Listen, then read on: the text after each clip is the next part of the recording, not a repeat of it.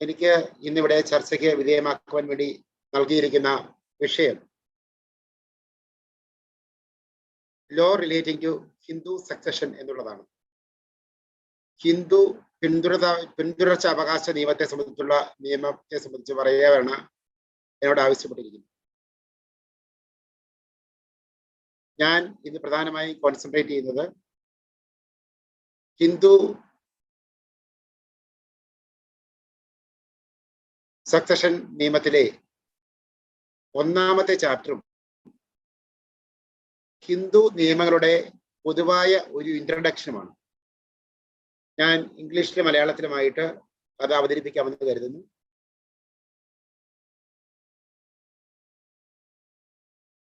ഹൈന്ദവ നിയമങ്ങൾ അല്ലെങ്കിൽ ഹിന്ദു ലോസിൽ നമ്മുടെ ഇന്ത്യയിൽ ലഭ്യമായിട്ടുള്ള ഏറ്റവും ആധികാരികമായ ഗ്രന്ഥങ്ങളിൽ ഒന്ന് Hindu law and usage by John D മെയിൻഡർ ആണ്. അദ്ദേഹം ഈ നിയമത്തെ സംബന്ധിച്ചിടത്തോളം അപകാരം ഉള്ള ഒരു ഗ്രന്ഥം പുറത്തിറക്കിയിട്ടുണ്ട്. അദ്ദേഹത്തിന്റെ മാഗ്നം ഓപ്പസ് അല്ലെങ്കിൽ ക്ലാസിക്കൽ വർക്ക് അല്ലെങ്കിൽ ഗ്രേറ്റ് വർക്ക് എന്നൊക്കെ സൂചിപ്പിക്കാമായിരുന്ന ഒരു പുസ്തകമാണ് ഹിന്ദു ലോ ആൻഡ് യൂസേജ് എന്നുള്ള അദ്ദേഹത്തിന്റെ പുസ്തകം. അദ്ദേഹത്തിന്റെ പ്രസ്തുത പുസ്തകത്തിന്റെ ഒന്നാമത്തെ എഡിഷനില് അദ്ദേഹം ഹിന്ദു ലോയെ കുറിച്ച് ഇങ്ങനെ എഴുതി: Hindu law is the oldest pedigree of any non-system of jurisprudence. Hindu law is the oldest pedigree of any non-system of jurisprudence. And even now, it shows no sign of decrepitude. Decrepitude എന്ന് വെച്ചാൽ പ്രായാധിക്യം അല്ലെങ്കിൽ ദൗർബല്യം. Hindu law is the oldest pedigree of any non-system of jurisprudence. ഏതൊരു നിയമത്തിന്റെയും വംശാവലി വെച്ച് നോക്കുകയാണെങ്കിൽ ഇത്രത്തോളം പഴക്കമുള്ള വംശാവലിയുള്ള ഒരു നിയമം ഹിന്ദു ലോ അല്ലാതെ മറ്റൊന്നില്ല. എന്നിട്ട് അദ്ദേഹം പറയാണ്, even now it shows no sign of decrepitude. Decrepitude means പ്രായാധിക്യമോ ദൗർബല്യമോ അതിന്നും കാണിക്കുന്നില്ല. A.M. ഭട്ടാചാര്യജി അദ്ദേഹത്തിന്റെ മറ്റൊരു classical work Hindu law and constitution എന്നൊരു പുസ്തകമുണ്ട്. അദ്ദേഹം A.M. ഭട്ടാചാര്യജിയുടെ പല പുസ്തകങ്ങളുണ്ട്. ഹിന്ദു ലോ ആൻഡ് കോൺസ്റ്റിറ്റ്യൂഷൻ ഉണ്ട്, മുസ്ലിം ലോ ആൻഡ് കോൺസ്റ്റിറ്റ്യൂഷൻ ഉണ്ട്, അങ്ങനെ പല പുസ്തകങ്ങളുണ്ട്. അതിൽ അദ്ദേഹത്തിന്റെ ഒരു ക്ലാസിക്കൽ വർക്കാണ് ഹിന്ദു ലോ ആൻഡ് കോൺസ്റ്റിറ്റ്യൂഷൻ. അദ്ദേഹം ഹിന്ദു ലോയെ കുറിച്ച് പറയുന്നത് ഇങ്ങനെയാണ്: the Hindu law as an age old yet and ageless system of law. And age old yet and ageless system of law.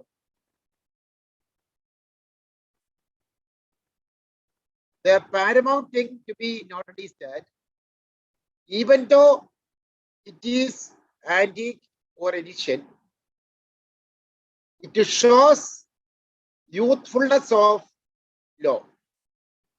So it is, even though age old, yet it is ageless. One of the important features of the Hindu law is that Hindu law is not complete, comprehensive or consolidated code as known to the science of jurisprudence. ഇങ്ങനെ പലയിടത്തായിട്ട് കിടക്കുകയാണ്. എല്ലാം കൂടെ ഒന്ന് consolidate ചെയ്ത് Hindu law complete ആയിട്ട് consolidate ചെയ്ത് ഒരു സംവിധാനം നമുക്ക് ഉണ്ടാക്കാൻ സാധിച്ചിട്ടുണ്ട്. That is why it is not complete. It is not comprehensive or consolidated code as known to the science of jurisprudence. But system highly rooted in Vedas or Smrtis, announced in Smrtis or Dharma Shastras,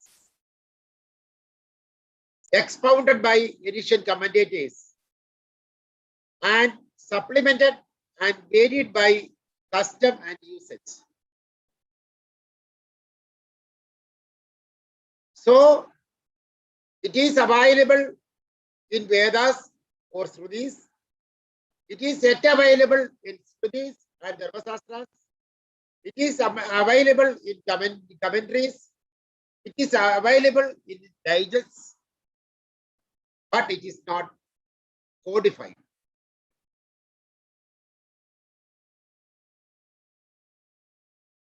The Srutis or Vedas are the fountainheads of Hindu law.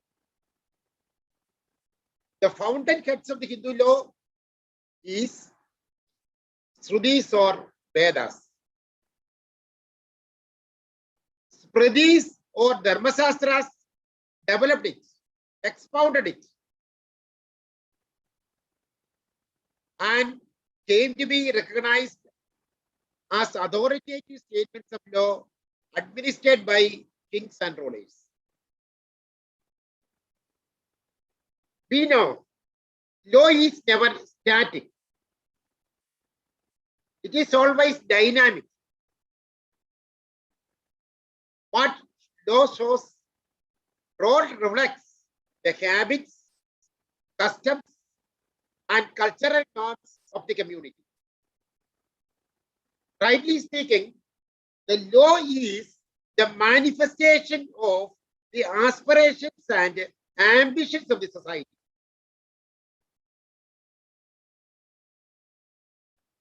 Hindu law, as every other system of law, was never static, but always dynamic, empiric, and progressive.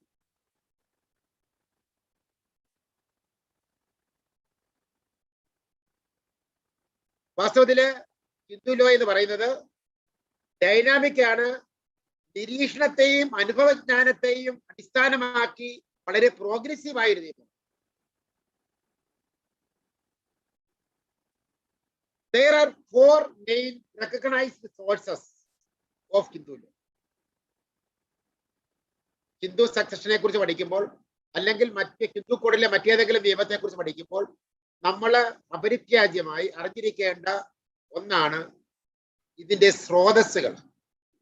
സ്രോതസ്സുകളുടെ പഠനം ഇല്ലാതെയുള്ള നിയമപഠനം വാസ്തവത്തിൽ നമുക്ക് ഭാഗികമായ പഠനമേ നൽകുന്നുള്ളൂ. അതുകൊണ്ട് what are the sources of the Hindu law is important. What are the recognised sources? As I said earlier, the first source is nothing but the Shruti or Vedas. Second one is Smriti or Dharmasastras. Third one is commentaries and digests. And fourth one is custom. Lastly, now we can say we have another source, another two more sources. Those are legislations and precedents. Generally speaking, there are three sources for law. One is legislation or statutory law. Second is precedents or case law. Third one is customs, which are age-old in nature. Customs are recognized as source of law because the maxim says via tuta, via trita. Via means way, body. Via tuta, via trita. Frequented path is a reliable path. So customs are recognized as source of law. Likewise, as I said earlier, there are main four sources for Hindu law, apart from legislations and the precedents. Those are Shrutis. First one is Shrutis or Vedas. Second one is Smritis or Dharmasastras. Third one is the commentaries and digests. and the fourth one is the custom. The first one, Srutis or Vedas. As most of us know, the Srutis are believed to be of the divine origin. And it contains the very words of deity. They include 4 Vedas. First one is Rik, second one is Yajur, third one is Sama, and fourth one is Atharva. It is the firm belief that it is the firm belief of the Hindus that Vedas are the work and woof of the Hinduism.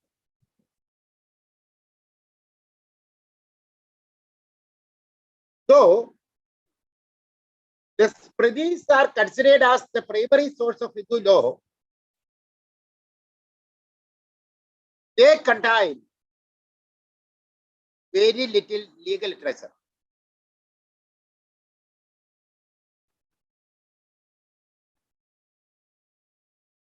For more studies, I suggest you read article written by Justice P.B. Jayendra Gadkar, former Supreme Court judge. This article is historical background and theocratic basis of Hindu law. Historical background and theocratic basis of Hindu law. ഇതിലെ ഏറ്റവും സമക്കായിട്ട് അദ്ദേഹം ഹൈന്ദവ നിയമങ്ങളുടെ അല്ലെ ഹിന്ദു ലോസിന്റെ ആവിർഭാവത്തെ കുറിച്ച് മനോഹരമായ ഒരു ആർട്ടിക്കിളാണ്. ഇത് AIR പബ്ലിഷ് ചെയ്തിട്ടുണ്ട്. AIR 1963 journal section page number 18. AIR 1963 journal section page number 18.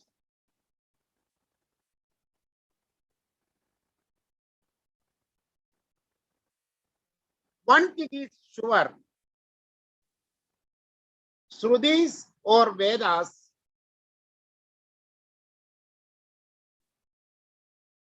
contain very little legal literature. Hence, we derive very little light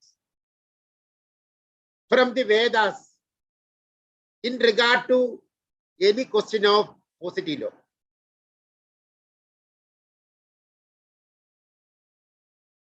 The second source I told earlier, Smritis or Dharmasastras. Even though the Vedas are that of the divine origin, Smritis or Dharmasastras are of the human origin.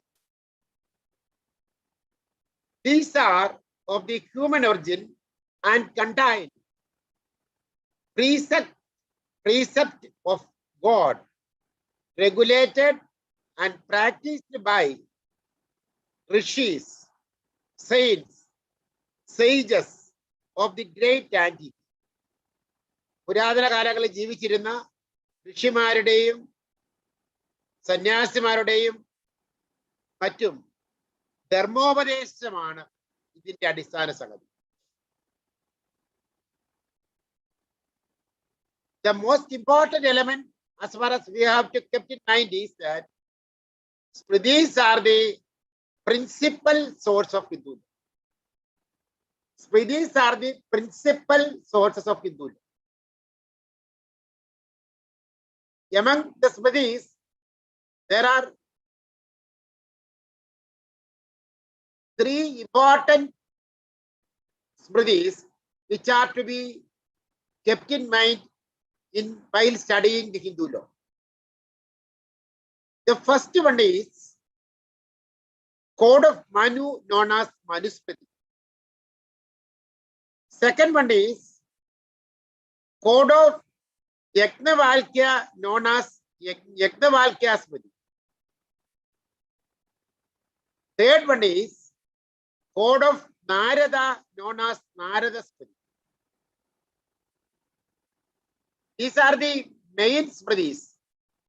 Manusmriti, Yagnavalkya Smriti, and also Narada Smriti. There are a number of other Smritis also. Parasara Smriti, Vyasara Smriti, Samavarta Smriti, Devala Smriti, etc. The Smritis are, as I stated earlier, the principal sources of the Hindu law.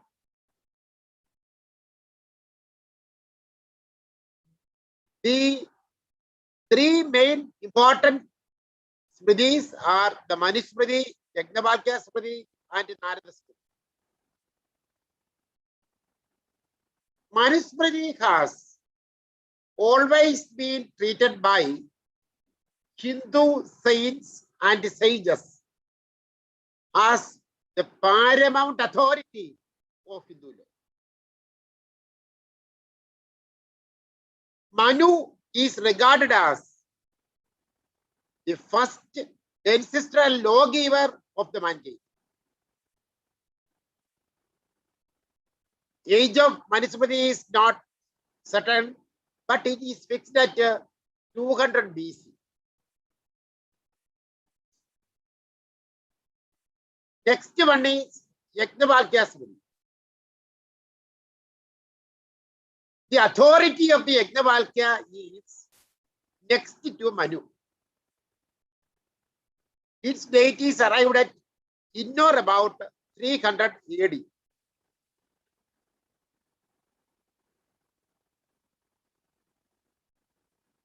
In Ramachandra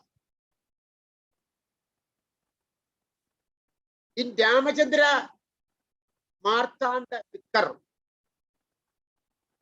Ramachandra Marthanda Vikar, Wikar, Vikar versus Vinayaka Venkatesh Kothekar, AR 1914 Privy Council, page number 1.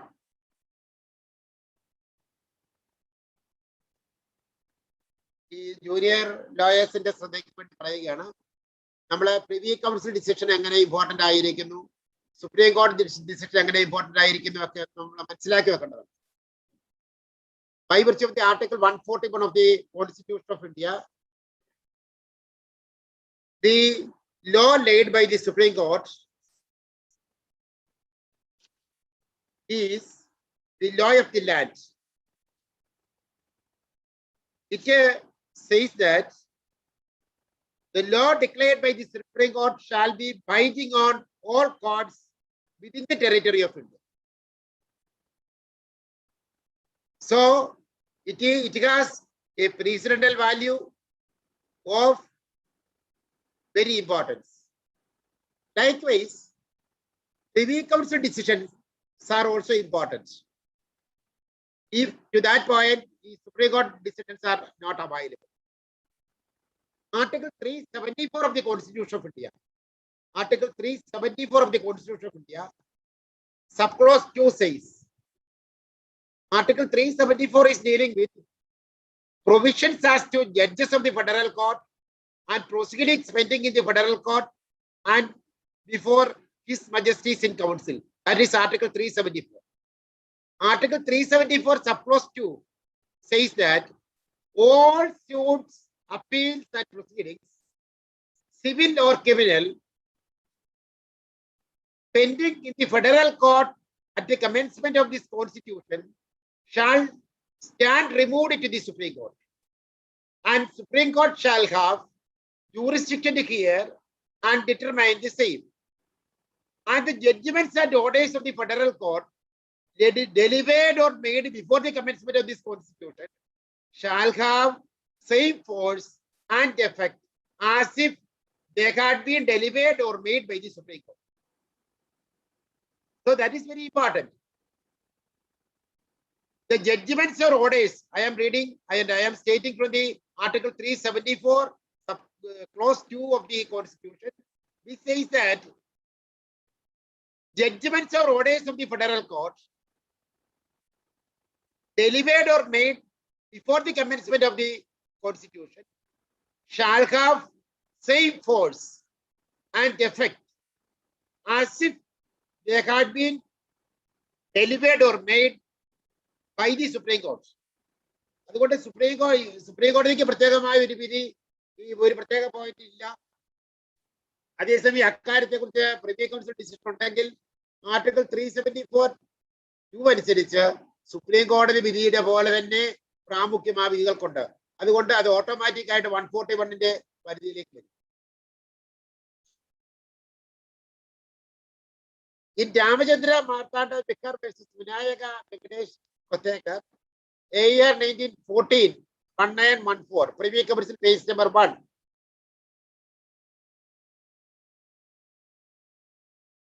Justice summarily refers to Yagnavalkya as belonging to 2nd century AD. Many commentaries have considered Yagnavalkya as the basis of their commentaries. The important point is that Yagnavalkya Smriti is concise, more systematic, better arranged than manuscript. It is concise, it is systematic, and it is better arranged than manuscript. And third code is Narada Smriti. This work is ascribed to sage Narada and is the first to give us a legal code. As far as Hindu law is concerned, first legal code is traced from Narada Smriti. Narada's work is based on essentially Manu and Yagnavalkya, though Narada differs from Manu in several aspects. A remarkable feature of the Narada Smriti is that it is the first Dharmasastra to accept the principle that king-made laws should override the rule of law laid down in the Smritis. The king-made laws should override. King-made laws should claim superiority over the rule of law laid down in the Smritis. Narada is recognized for his advanced and progressive views on several matters of law. He is also categorical that custom is powerful and it overrides the text of sacred laws. Custom is powerful, it overrides the text of sacred laws. He recognized the allotment of shares to widows and unmarried sisters in partition among sons. He also recognizes the separation and the remarriage of women on certain circumstances. Apart from these three codes, another very important source of Hindu law is Arthasastra of Vishnugupta Chanakya, who is also known as Kaudanya. As many of us know, he was friend, philosopher, and guide of Chandragupta Maurya, who established a mighty empire in the 4th century BC.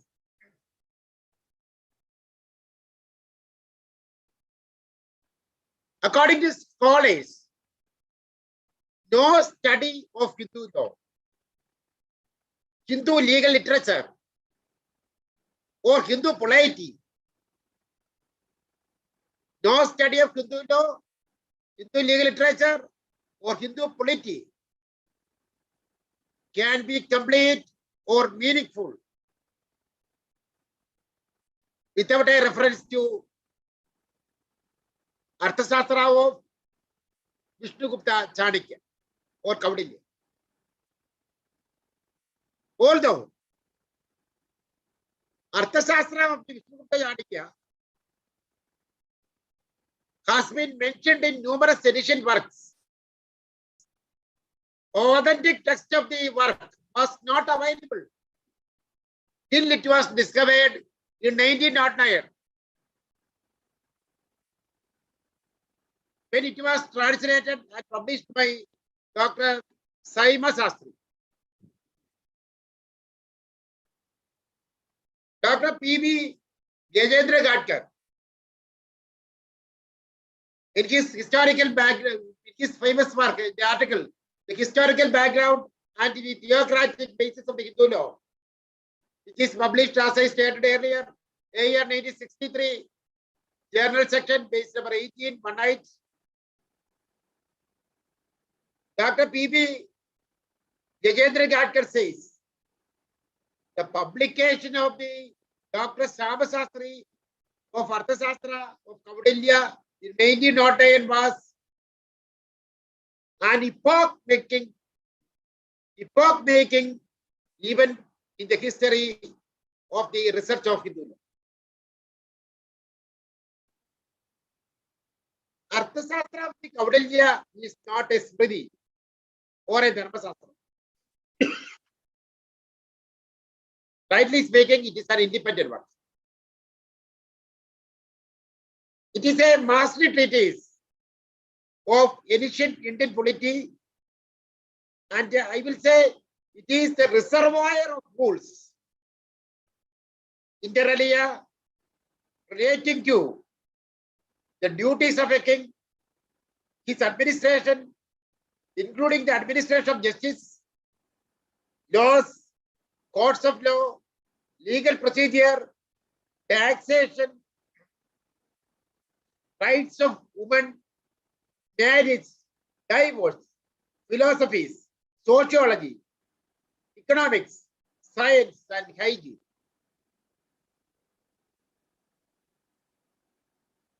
Before the discovery of the Arthashastra, as I stated earlier, in 1909, several European scholars, including Sir Henry Mayen and J.S. Nelson, severely criticized the ancient Hindu law in many regards. But after finding Arthashastra and after publication of the translation of the Arthashastra in English by Dr. Samasastri,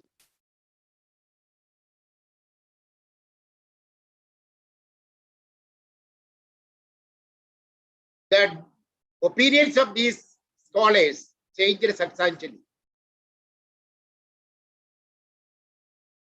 The presentation of the Arthashastra to the whole world by its translation, rightly speaking, administered a healthy shock to those critics of Hindu law. It is fair on the part of the European scholars that most of the scholars confessed that their comments were totally unjustified.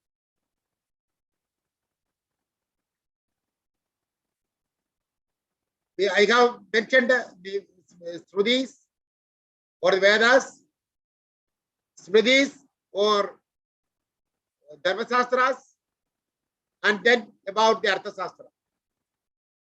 Likewise, another source is the commentaries and the digests. The commentators, while professing to interpret the laws, lays down in the Smritis, introduced the changes in order to bring into harmony with the usage. This is the dynamics of the Hindu. They introduced the changes in order to bring the Smritis into harmony with the usage in the society.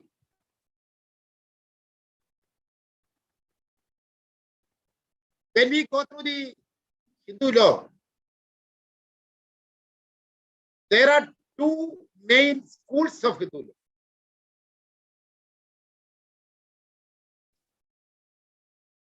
One is Vidakshara and other is Dayabhaga. The commentary of the Yajnavalkya by Vigneshwara is known as Vidakshara school of Hindu law. So, commentary of the Yajnavalkya by Vigneshwara is Vidakshara school. He belongs to the orders of the ascetics, and his spirit is fixed with reference to his contemporaries and the patron, Chalukya king, Vikramaditya of the Kalyan, AD 1076 to 1126. The Vidakshara school of Hindu law became supreme throughout India, except in Bengal and present Assam.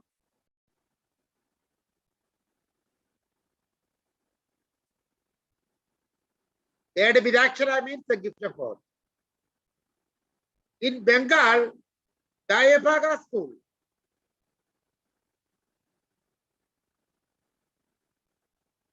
was dominated, and the mastermind behind this school was Jibudavahana.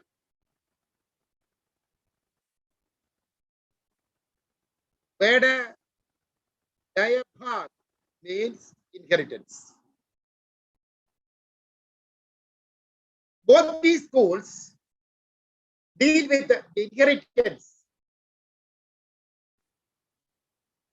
Vidakshara school is divided into 4 minor schools: Benares schools, Mithila school, Maharashtra or Bombay school, which is also known as Western school, Western Indian school, and lastly, Dravidian school or Madras school, which is also known as Southern Indian school.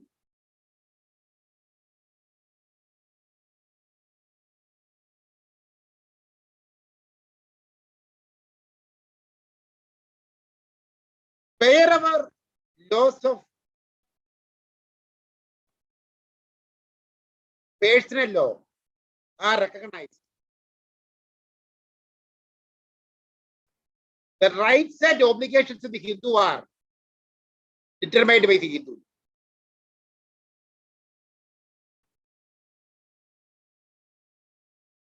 Hindus were divided into 4 castes, we know.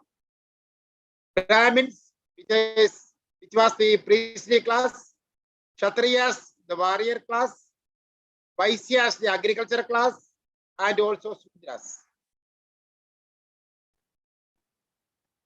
Sudras were denied to study Vedas, etc. So the first 3 classes were called twice born or regenerates. The second birth is attributed to the study of Vedas or sacred literature and in performance of the sanskars or sacraments. All these are related to Sudras, except sanskara of marriage.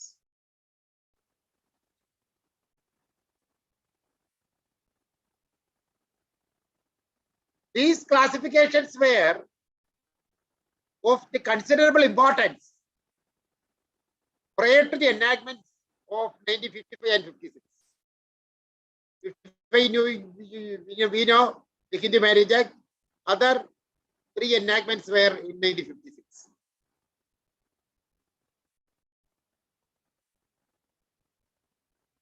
What is caste is also important as far as the present scenario is concerned. especially scheduled castes, backward classes, etc. were an issue.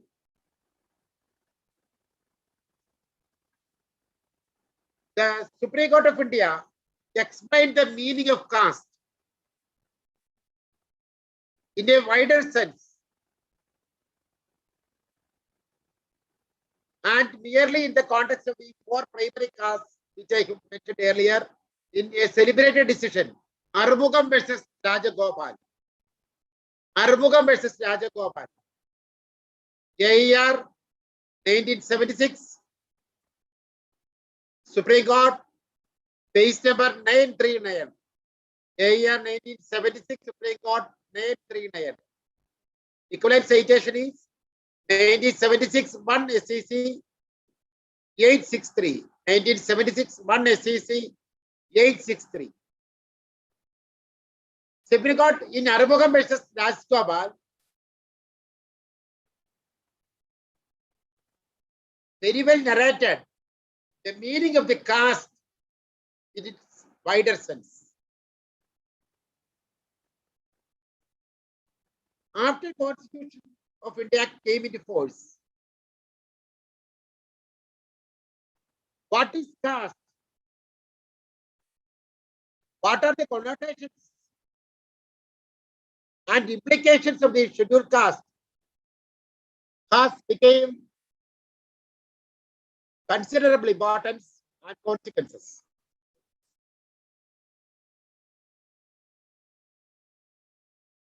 For more references, I suggest 3 decisions, 2 Supreme Court decisions and 1 Delhi decision. Supreme Court decisions are 1 Arumugam versus Rajagopal, which I already stated. AER 1976, Supreme Court 939. Equivalent citation is 1976. 1 SEC, page number 863. 863. Second one is Principal Guntur Medical College. Principal Guntur Medical College versus Mohanan Rao. That is also reported in AR 1976, Supreme Court 1094. Equivalent citation is of SEC is 1976 3 SEC, page number 411. Apart from these 2 decisions, those who are interested to study more can read Kassan Singh versus Union of India. Kassan Singh versus Union of India.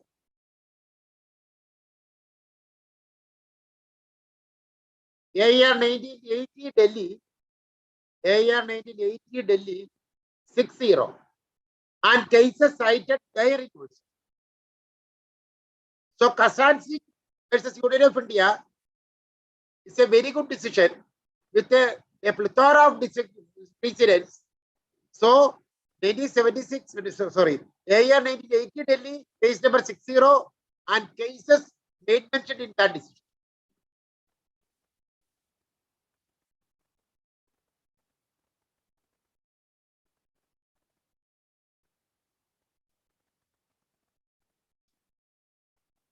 The application of Hindu law is concerned.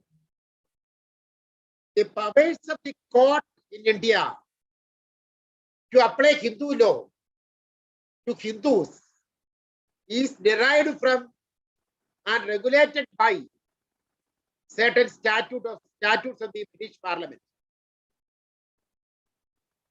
and by imperial and provincial legislations passed during the period of British rule,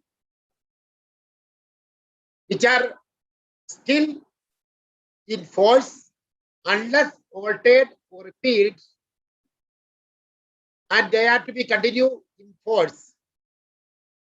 For more details, kindly refer Article 372 of the Indian Constitution.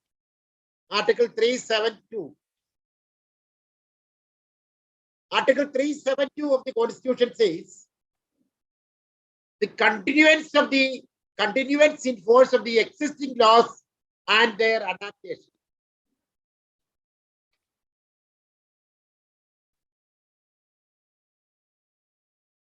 So, imperial and provincial legislations are to some extent still useful for the practical purposes.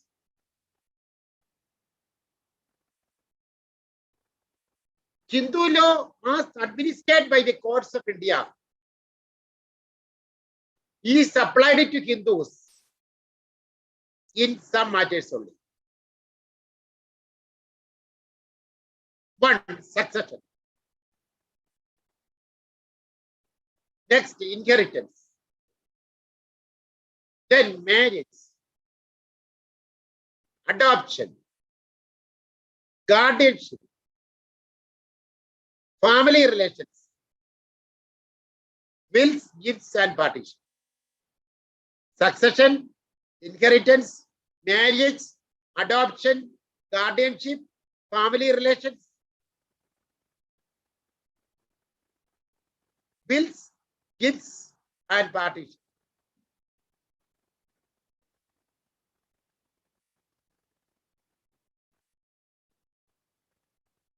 Now, by 1955 and 56, to a certain extent, Hindu laws were modified, some laws were abrogated, and practically made a Hindu code. Four enactments are together known as code. So when statements and objects were published, they said first installment of the code, second installment of the code, third installment of the code, fourth installment of the code. So the first one is the Hindu Marriage Act 1955, Act 25 of 1955. Second one is Hindu Succession Act 1956, Act 30 of 1956. Third one is Hindu Minority and Guardianship Act 1956, Act 32 of 1956. And lastly, the Hindu Adoptions and Maintenance Act 1956, Act 78 of 1956.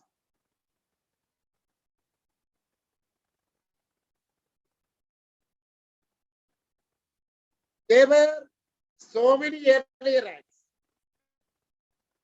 which we can find in most of the Hindu law textbooks.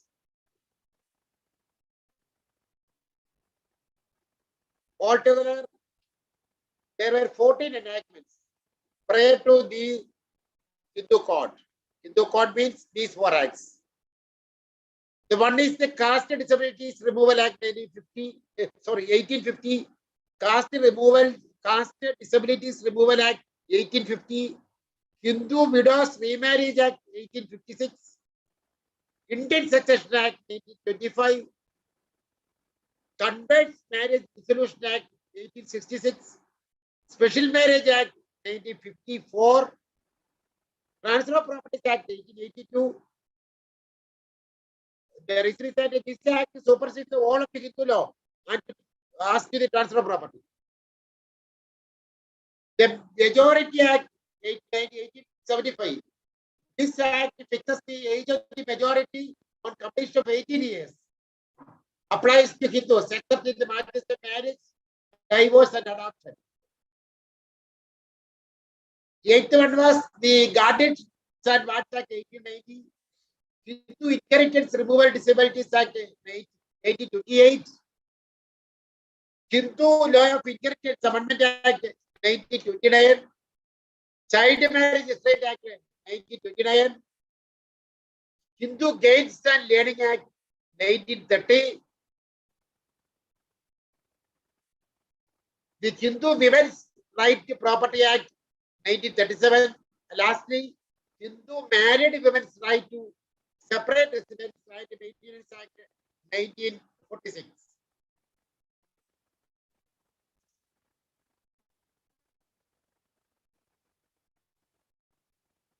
In Yajna Purishadasni versus Multas, Yajna Purishadasni versus Multas, year 1966 Supreme Court 1119 1119. Year 1966 Supreme Court 1119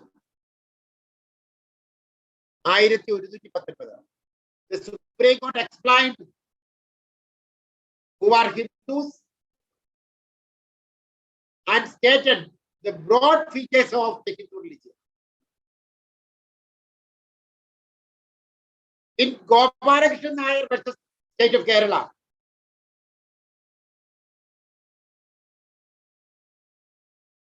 year 2005 Supreme Court 3053. Year 2005 Supreme Court 3053. Supreme Court stated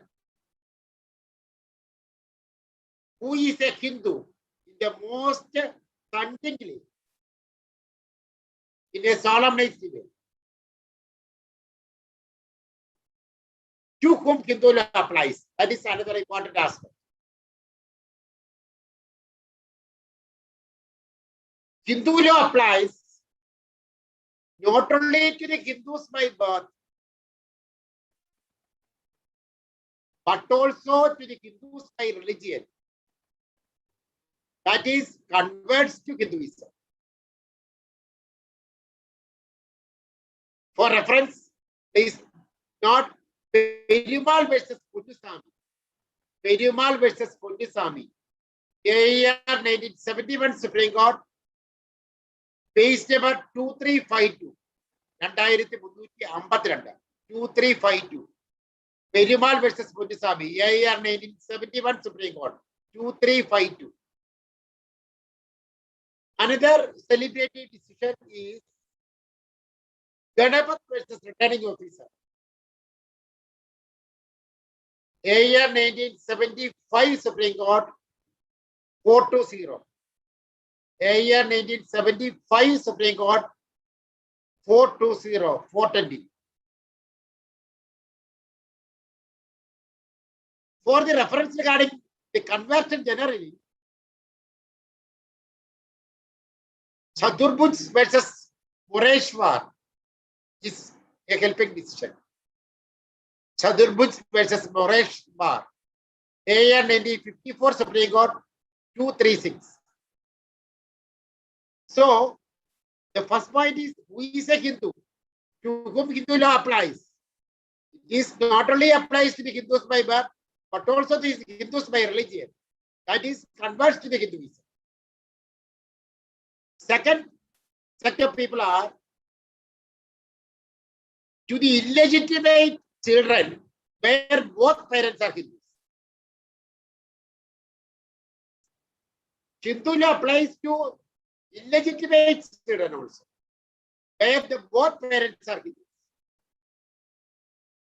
For more study and reference, please note AR 1934 Bombay, AR 1934 Bombay, page number 36.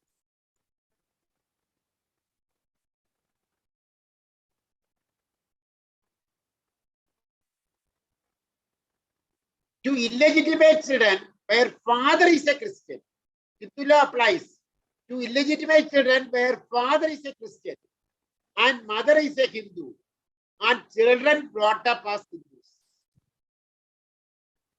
To illegitimate children where father is a Christian and mother is a Hindu and children brought up are as Hindus. With these introductions, I invite you to the present enactments, Hindu Succession Act 1956. It is a small act. It is the Act 30 of 1956. The chapter, I am dealing with the chapter 1 today. That is preliminary, sections 1 to 4. By the completion of the sections 1 to 4, I shall conclude the class. The scheme of the Act is, chapter 2 deals with the interstate succession in general. And chapter 3 deals with the testimony succession. Chapter 4 is regarding Lipi. Apart from these 4 chapters, it also contains a schedule of careers in class 1 and class 2. When we go through the enactments, we see there are 2 kinds of titles for the enactment. 2 kinds of titles. One long or full title. Second short title.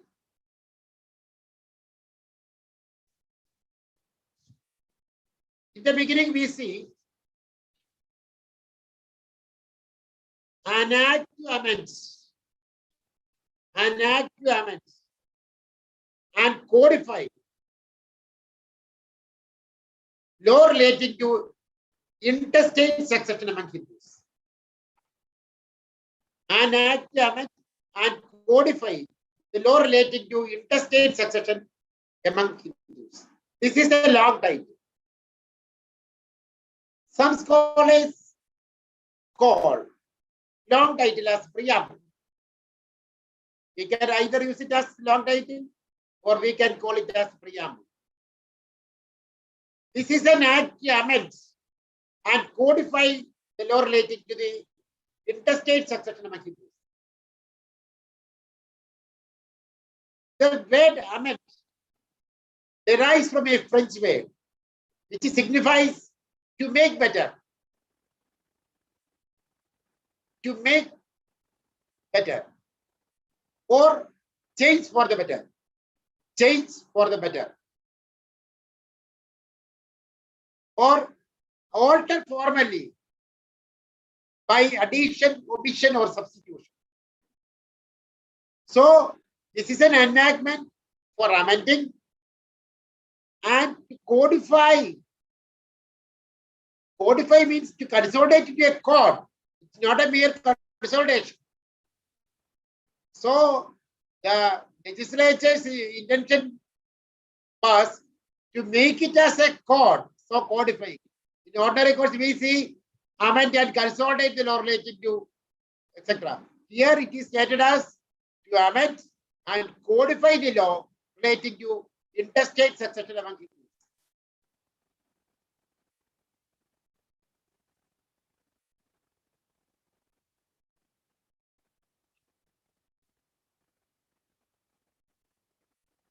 The short title is see from the second one. This act may be called Hindu Succession Act 1956. It extends to all of India.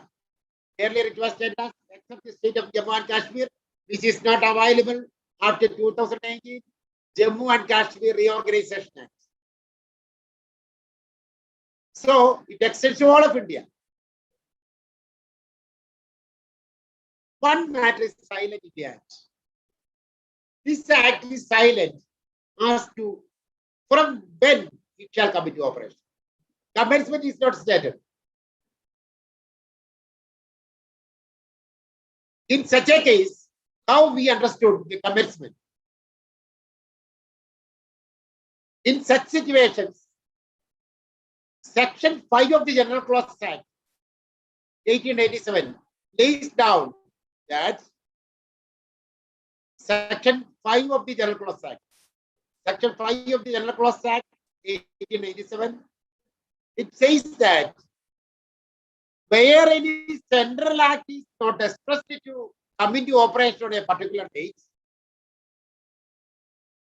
then it shall come into operation on the date on which it receives the assent of the president.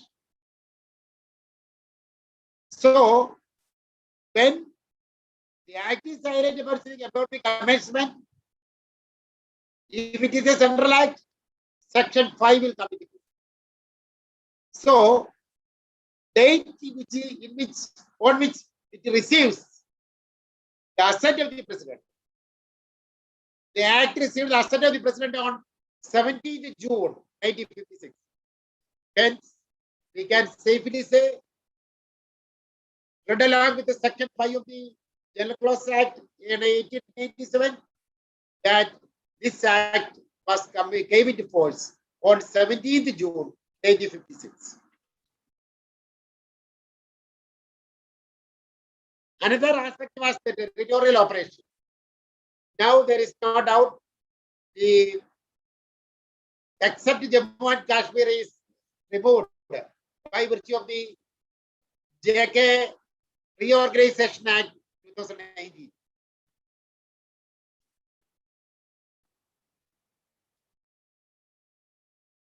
Next, we shall come into Section 2. This act applies to any person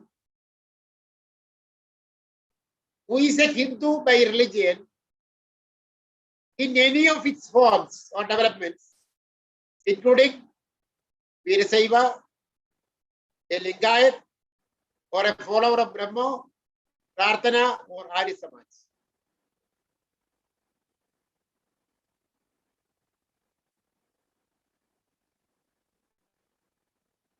So, it also says, B, to any person who is a Buddhist, Jaina, or Sikh by religion. C, to any other person who is not a Muslim, Christian, Parsi, or Jew by religion, unless it is proved that any of such person would not have been governed by Hindu law or by any custom or usage as part of that law in respect of any of the matters dealt with herein, if this act had not been passed. So,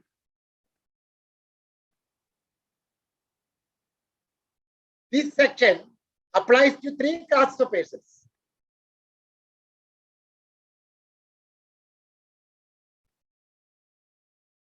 Hindus by religion, Buddhist, Jain, Sikhs by religion, and any other person who is not Muslim, who is not a Muslim, Christian, Parsi, or Jew by religion.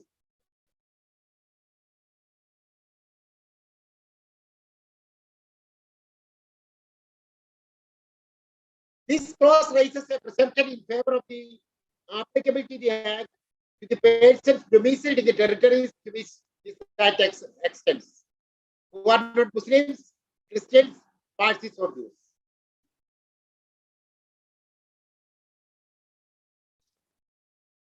The next important point is that the converts and reconverts to Hinduism are treated as Hindus by birth. The Perumal versus Munisami decision which I cited earlier, 1971 Supreme Court 2352. A Hindu chose to go through the marriage ceremony according to Hindu rites with a Christian lady. It was held that bride was converted into Hinduism before the marriage was performed and marriage was valid. In order to constitute a valid conversion to Hinduism or Hindu faith, there must be bona fide intention accompanied by conduct, unequivocally expressing that intention. In Guntur Medical College versus Mohan, that citation was earlier stated, that is AN 1976 Supreme Court, page number 1904. Equivalent to 1976 3 SEC, page number 411. It was said that a person born of scheduled caste parents after conversion to Christianity can, on reconversion to Hinduism, be treated as a member of the scheduled caste, provided members of the community to which the parents belonged before conversion accepted their son as a man of their flock.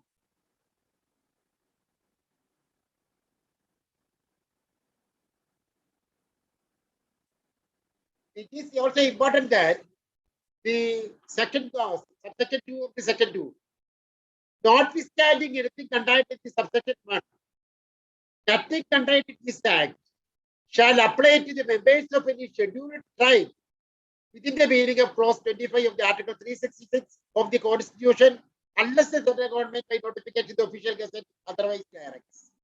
So, this act is not applicable to Hindu scheduled tribes who are coming within the purview of the clause 25 of the Article 366 of the Constitution. Unless the central government by notification the official gazette otherwise directs. Normally, there shall be a doubt about the position of the scheduled caste people.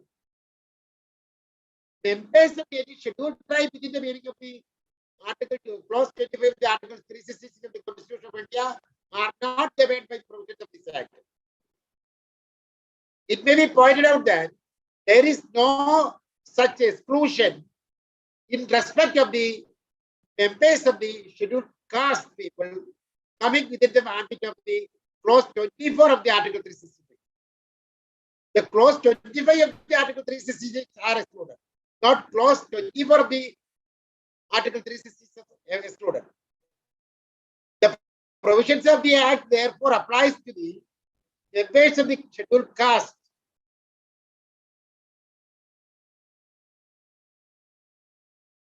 So, in the view of the provisions of the section 2 of the Hindu Succession Act and the ratio decided by the Supreme Court in Kasturi Devi versus Deputy Director, Kasturi Devi versus Deputy Director, year 1976 Supreme Court 2595.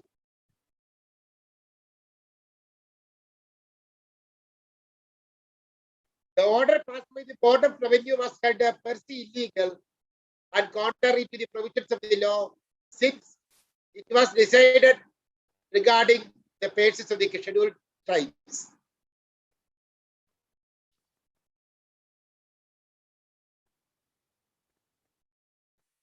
Section 3 is regarding definitions and interpretations.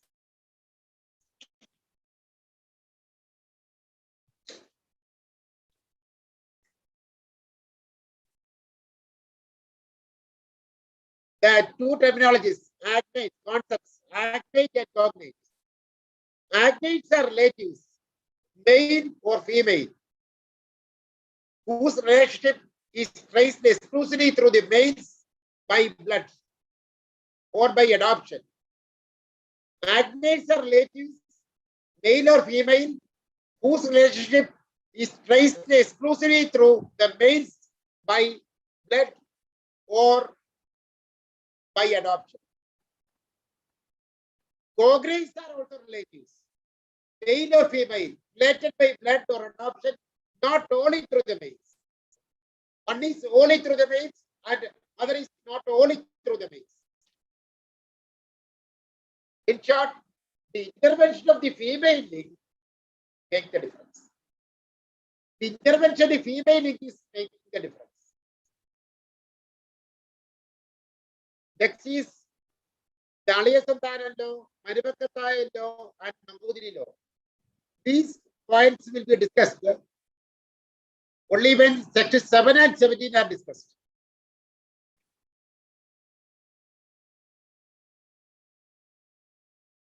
One of the main objects of the Hindu Succession Act is to bring about the uniformity in the law of succession. Section 6 deals with the Vidakshara law, whereas this section deals with the family law system then prevailing in the southwest coast of India. The laws then enforced were Marivakataya law, Nambudiri law, Aliya Santana law, and Snana property law. The peculiar character of these laws is matriarchal system of descent. This system, which is alien to the other systems of the Hindu law, has now been done away with, both in respect of the testamentary as well as interstate succession. And a uniform pattern of succession is sought to be brought about to the extent possible, except in the matters of the Section 7, 8, 17, and 30. It will be useful to briefly refer these systems of law which are based on mainly on customs. Those things have to be done before we go through the Section 17. Section 17 and Section 7.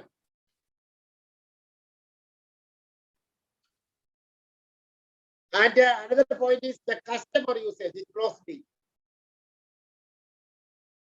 This clause embodies in a statutory form all the essential attributes of a valid custom. For more reference, it will be useful to go through one AP decision. Venkata Subbaravu versus Gujanjaya. AR 1960, AR 1960, 1960, Andhra Pradesh, 12. Next 2, 3 concepts. One is regarding full blood, and the other is half blood. Yet another is uterine blood. These terms are defined having regard to the ordinarily accepted meanings. Ordinarily accepted meanings are given. Two persons are said to be related to each other by full blood when they are descended from a common ancestor by the same wife. They are so related by half blood when they are descended from the common ancestor but by different wives. Further, two persons are said to be related to each other by uterine blood when they are descended from a common ancestor but by different husbands. So, three terminologies, ordinary meanings. Two persons are said to have been related to each other by full blood when they are descended from a common ancestor by same wife. They are related by half blood when they are descended from common ancestor by different wives. Further, lastly, two persons are said to be related to each other by uterine blood when they are descended from a common ancestor but by different husbands.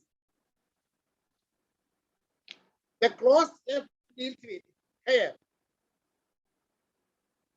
An heir is defined as one entitled to succeed a property of the intestate under this act. It would be enough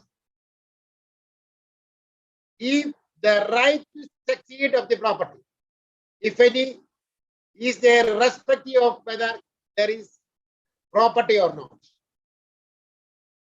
Sometimes there may not be property, but he may be there. Clause D says regarding intestate. A person is said to die intestate in respect to the properties of which he or she has not been made any testamentary disposition capable of taking effect without creating a will or codicil, etc. The last one, the clause there deals with related. Related means related by legitimate kinship. Legitimate kinship. Provided that illegitimate children shall be deemed to be related to their mother and to another and also to their father, if known. And legitimate descendants of such children shall be deemed to be related to them and to another one. And any word expressing relationship or denoting a relative shall be construed accordingly. Earlier, while the act was in the form of a bill, the Joint Committee in its report stated that the definition related has been so modified as to enable the illegitimate children to succeed their father, if father is known. The Parliament rejected the amended definition and incorporated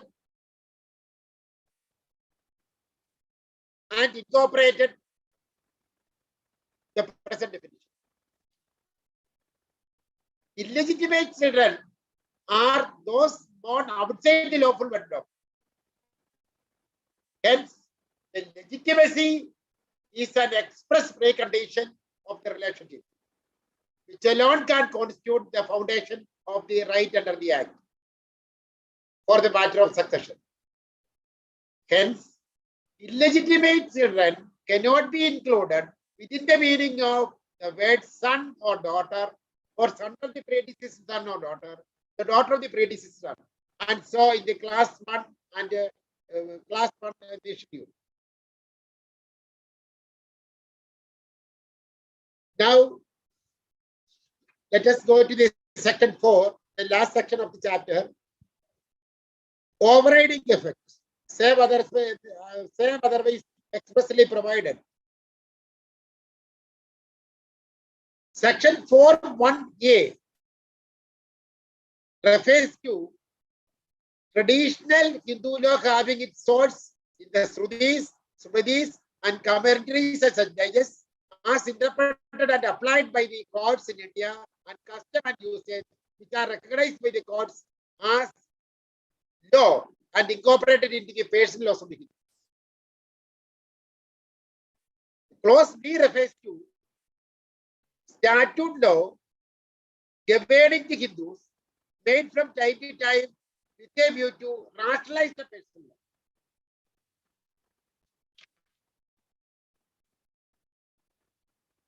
By 2005 amendment, clause 2 is omitted. Only A and B are here. There is a drafting lapse. You can take note of it. When subsection 2 of the section 4 is omitted by the Hindu Succession Amendment Act 2005, figure 1 denoting the subsection 1 would have been deleted. And now I conclude the class by completing the chapter 1. And I say a word of gratitude to all who allowed me to present this class. Thank you.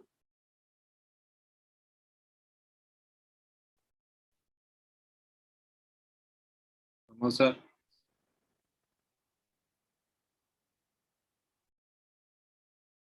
Any doubt?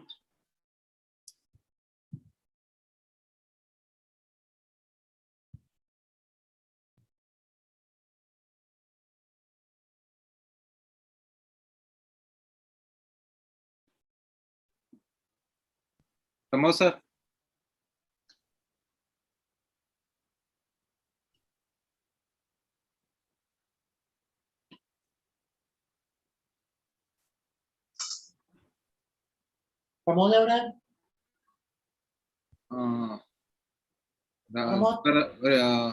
Fancy sir, ഒരു doubt ഉണ്ട്.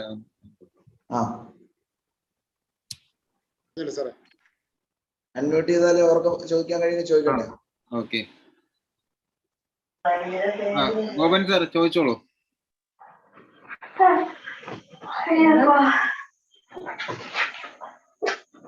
Gopan sir, Venugopan sir, Venugopal ചോദിച്ചോളൂ.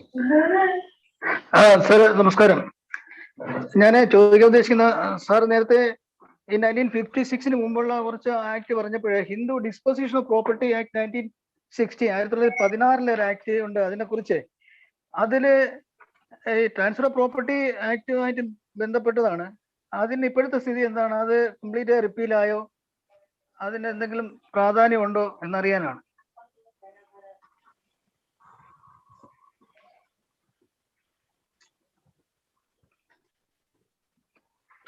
സാറേ ഞാൻ എൻആക്ട്മെന്റ്സിനെ കുറിച്ച് പറഞ്ഞായിരുന്നു. ഞാൻ പറഞ്ഞ എൻആക്ട്മെന്റ്സ് ഇതൊക്കെയാണ്. The Caste Disabilities Removal Act 1850.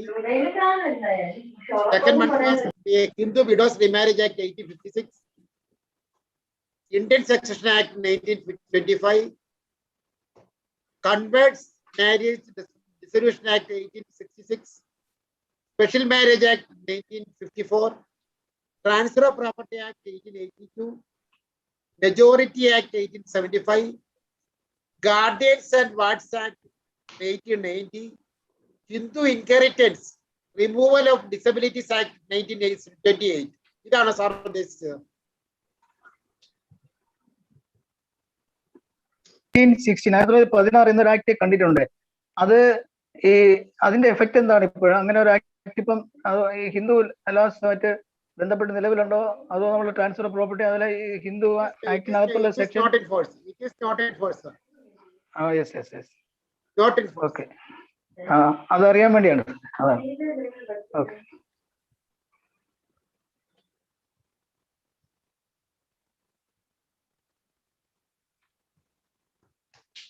മറ്റേതെങ്കിലും ക്വസ്റ്റ്യൻ ഉണ്ടോ? അഡ്വക്കേറ്റ് ജയേഷൻ ചോദിച്ചോളൂ. സർ, ഒരു ഡൗട്ട് ചോദിച്ചോട്ടെ.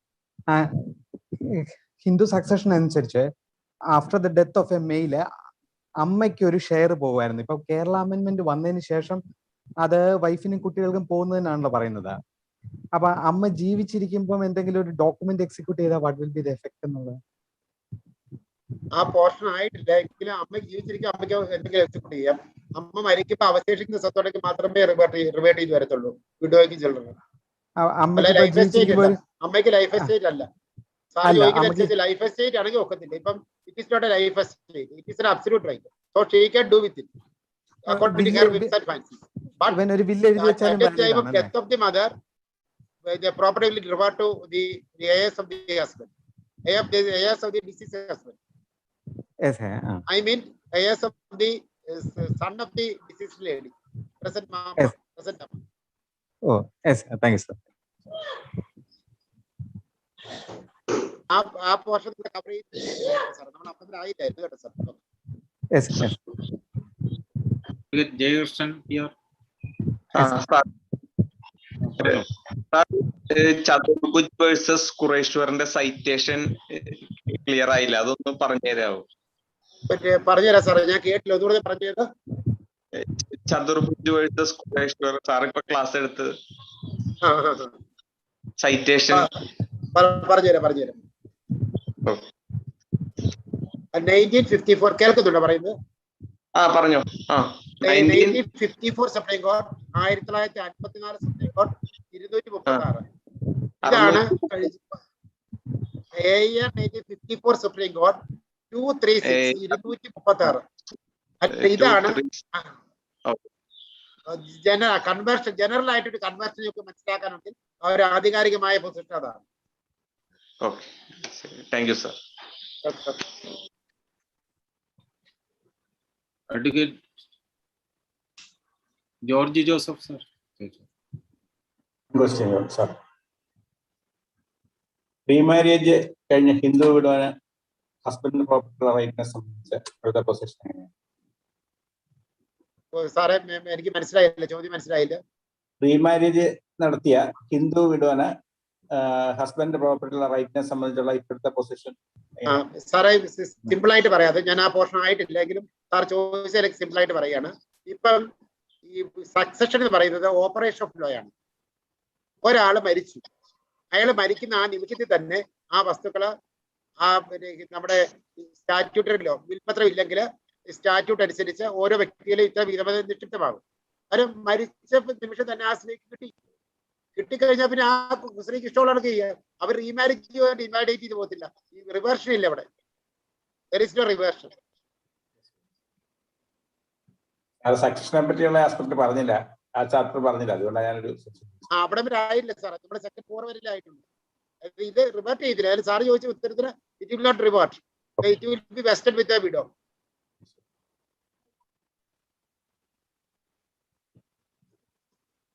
ശ്രീകുമാർ സാർ, തൃശ്ശൂർ. സാറേ ഡെഫിനേഷനകത്ത് അഗ്നൈറ്റ്സ് ആൻഡ് കൊഗ്നൈറ്റ്സ് ഒന്ന് എക്സ്പ്ലെയിൻ ചെയ്യും.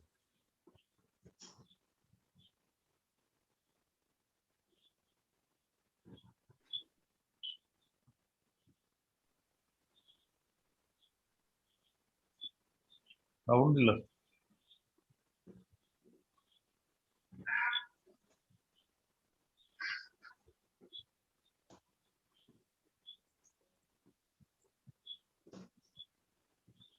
സെക്ഷൻ 3 എന്ന് നോക്കിയാൽ മതി. സെക്ഷൻ 3 ആഗ്നൈറ്റ്. അതിന്റെ എക്സ്പ്ലനേഷൻ ആണോ വേണ്ടത്? അതെ. Explanation. In this class, ancestor includes father and ancestress includes mother. Simple അല്ലേ?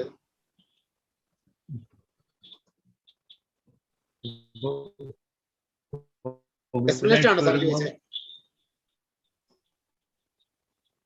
അതെ, എക്സ്പ്രഷൻ. സാറേ ഞാൻ സാർ ചോദ്യം മനസ്സിലാക്കിയതിട്ടാണോ ഉത്തരം പറഞ്ഞത് സംശയമുണ്ട്. സാറെ ചോദിച്ച ചോദ്യം ഒന്നുകൂടെ ചോദിക്കാമല്ലോ. ആഗ്നൈറ്റ്സ് ആൻഡ് കൊഗ്നൈറ്റ്സ് എന്ന് പറയുന്നത് എന്താണെന്നുള്ളത് ഒന്ന് കറക്റ്റ് ഒന്ന് പറഞ്ഞാൽ മതി. സെക്ഷൻ 3A ആഗ്നൈറ്റ് എന്താണ് പറയുന്നത്? Section 3A says agnate, one person is said to be an agnate of another if two persons are related by blood or adoption only through males. അതായത് only through males ആണെങ്കിൽ മാത്രമേ ആഗ്നൈറ്റ് ആകത്തുള്ളൂ.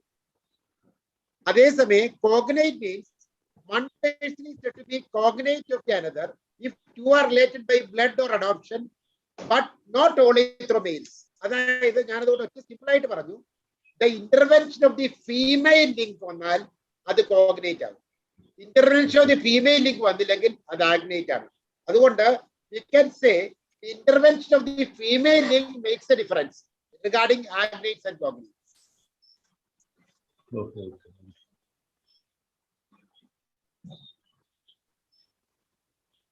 Devdas sir ചോദിച്ചു. സാറേ, ഞാൻ ദേവദാസ് പയ്യന്നൂരിൽ നിന്ന്. ആ നേരത്തെ പറഞ്ഞ ആന്ധ്രാപ്രദേശ് ഡിസിഷൻ ഒന്ന് സൈറ്റേഷൻ എന്ന് പറഞ്ഞിരുന്നു. Venkata Subbarao 1950.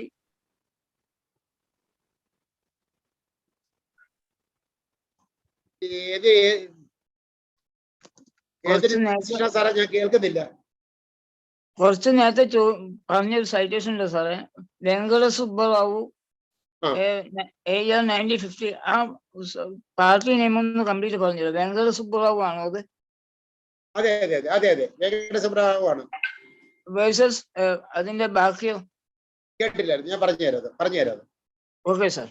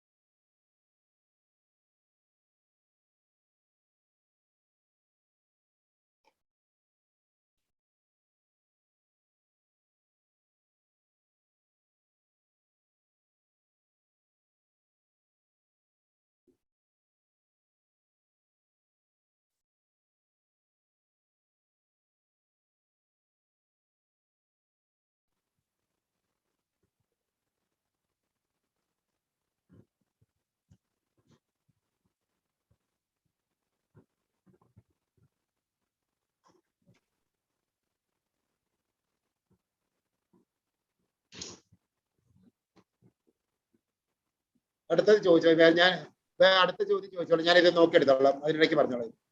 Okay sir. Thank you. Yes sir, ഇപ്പൊ നമ്പൂതിരി ലാ ഉണ്ടോ സാർ? Nambudiri's law.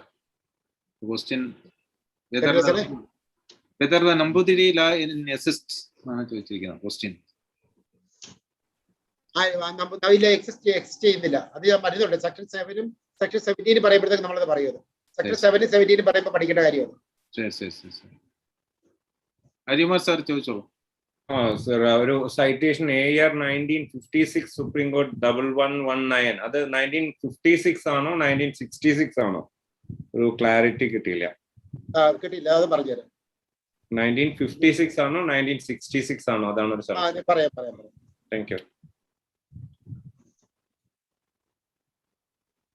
വേറെ എന്തെങ്കിലും സംശയം ഉണ്ടോ? വേറെ ഒന്നും ഇതുവരെ ഇല്ല സാർ. ഇല്ല, ഈ 2 സൈറ്റേഷൻസിന്റെ പ്രശ്നമുള്ളത് അതൊന്ന് പറഞ്ഞു കൊടുത്തത്. ഞാനത് പേപ്പറെല്ലാം ഡിസോർഡർ ആയി പോയി. നോക്കും.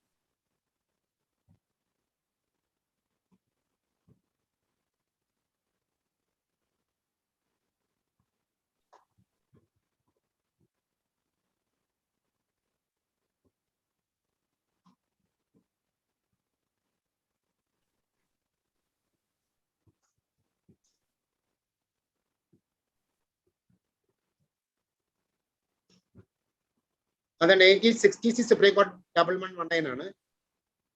യജ്ഞപുരുഷദാസ് ji versus Muldas. Yagnapurushdas ji versus Muldas AR 1966 supreme court 1119 ആണ്. 1119 1966 സുപ്രീം കോർട്ടാണ്.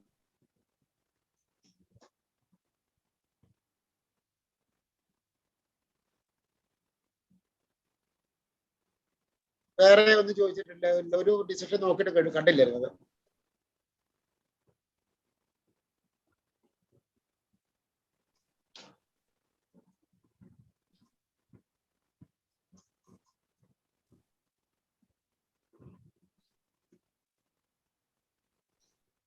വേറെ ഡൗട്ട്സ് ഒന്നും ഇല്ലല്ലോ അല്ലേ സാറേ? ഒരാൾക്ക് ഹാൻഡ് റൈസ് ചെയ്തിട്ടുണ്ടാവും. സാറിന്റെ നമ്പറിലേക്ക് text message Radhakrishnan sir. Sir, എൻ്റെ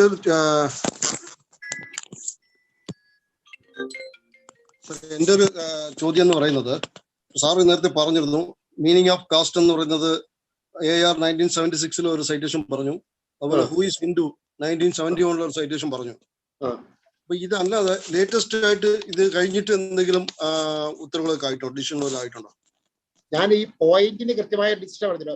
ഇതിനെക്കുറിച്ച് കൂടുതൽ കൃത്യമായിട്ട് ഇപ്പൊ ഇന്ദിരാ സഹായ കേസിനകത്തൊക്കെ ഇത് പറഞ്ഞിട്ടുണ്ട്. ഇതിനെ കൂടുതൽ വിശദമായിട്ട് പറഞ്ഞിട്ടുണ്ട്. കാരണം കൂടുതൽ കാര്യങ്ങൾ അറിയണമെങ്കിൽ ഞാൻ ഏറ്റവും സൈന്റിഫിക് ഏറ്റവും സെലിബ്രേറ്റഡ് ആയിട്ട് ഡിസിഷൻ പറഞ്ഞതേ ഉള്ളൂ. മറ്റു ഇപ്പൊ ഏത് ഡിസിഷൻ വരാണ്ട് ഇത് കോട്ട് ചെയ്തോണ്ടാ ബാക്കിയുള്ള കാര്യങ്ങൾ പറയുന്നത്.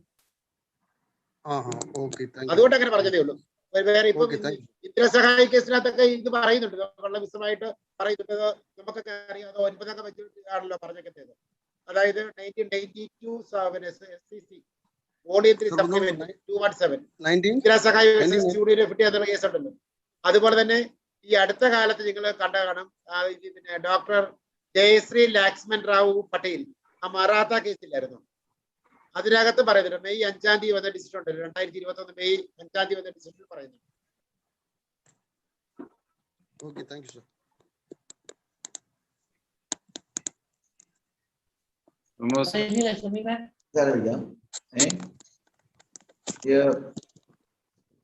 മറ്റ് ക്വസ്റ്റ്യൻസ് ഒന്നും ഇല്ല എന്ന് കരുതുകയാണ്.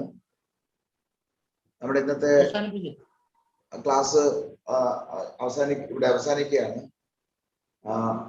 തീർച്ചയായും നമ്മുടെ ഹിന്ദു പുനർച്ച നിയമവുമായി ബന്ധപ്പെട്ട് സാറ് പറഞ്ഞതുപോലെ നിലവിലുണ്ടായിരുന്ന കസ്റ്റംസും അതുപോലെ തന്നെ ഹിസ്റ്റോറിക്കൽ ഇവല്യൂഷൻസും എല്ലാം എടുത്ത് കോഡിഫൈ ചെയ്ത ഒരു നിയമം എന്നുള്ള നിലയിൽ വലിയ രൂപത്തിൽ അതിനകത്ത് പല കാര്യങ്ങളും നമുക്ക് മനസ്സിലാക്കി എടുക്കേണ്ടതുണ്ട്.